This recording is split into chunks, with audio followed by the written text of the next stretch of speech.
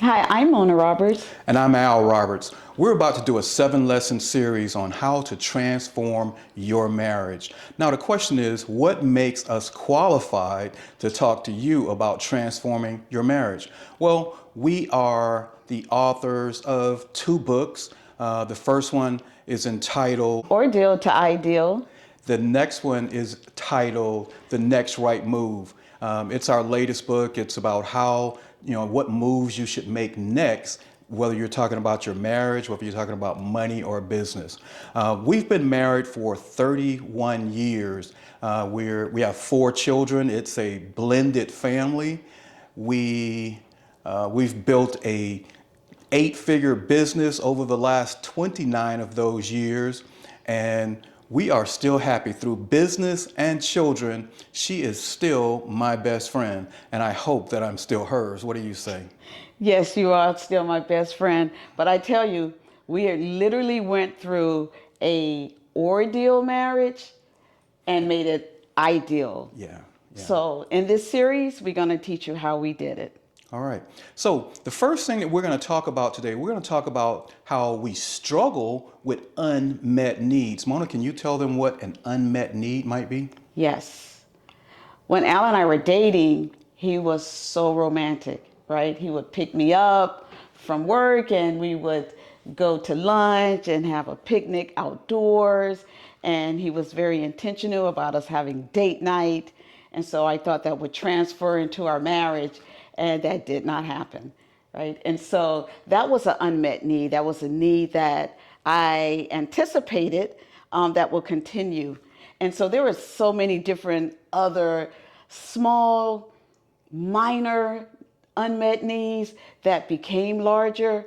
Like when he and I were dating, he would wash my car for me. He would surprise me, pick it up and go have it washed and cleaned. But wait a minute. Those were things that I just wanted to do. It just happened to be early in our relationship. I didn't know that they were needs of yours. How was I supposed to know they were needs and that I needed to maintain these things? Yeah, and I didn't realize it was so special to me until he stopped doing them, right? And so when, things started adding up, and one thing we do in marriage, I know Al and I did, we kind of catastrophize things.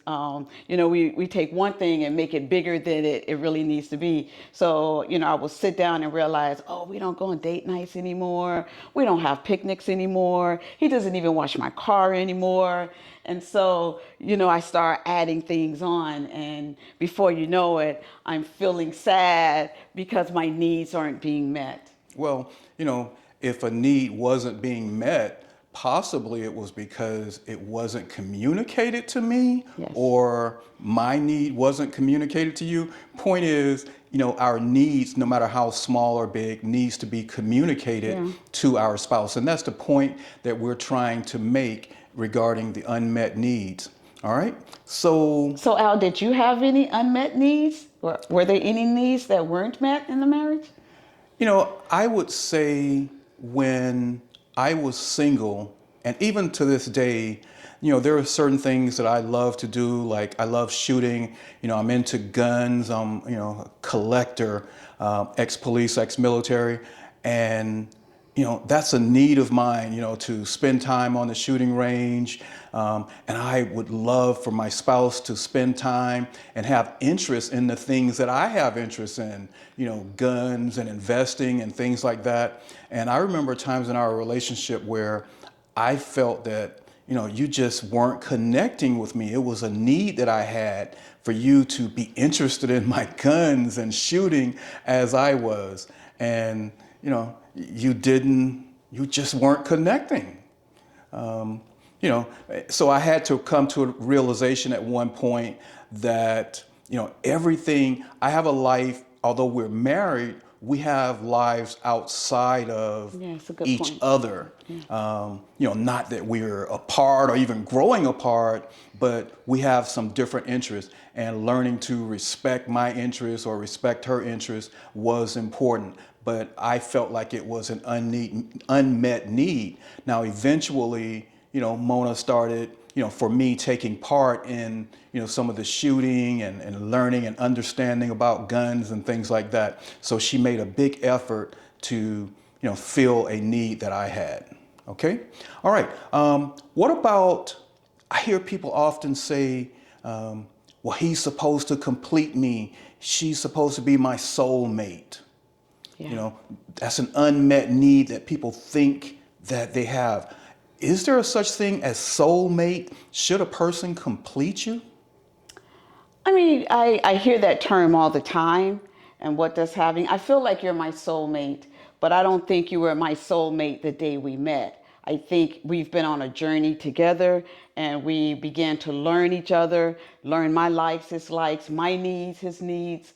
And so now I feel like you and I are soulmates, but I don't think the day that I met you, like, oh my gosh, you're my soulmate. I don't think it was that. What I think happens is you have to communicate your needs and your desires. And honey, I miss you washing my car, or I would love to continue our date nights. That has to be communicated. And this is it's a good segue into our next lesson, because our next lesson will be talking about communication. Yeah, communications. All right. So I'm going to end this one, with a thought that, something that I used to say a long time ago, and that was, when you sleep with a dog, you get fleas. Meaning when you're around someone long enough, you start to adopt some of their thoughts, some of their ways of doing things. And as far as, you being my soulmate, I think you have grown to be my soulmate. We've been together, we've slept together so long, I've attracted those fleas. So we have a lot in common. So, all right, we hope you will tune in for the next video on communications.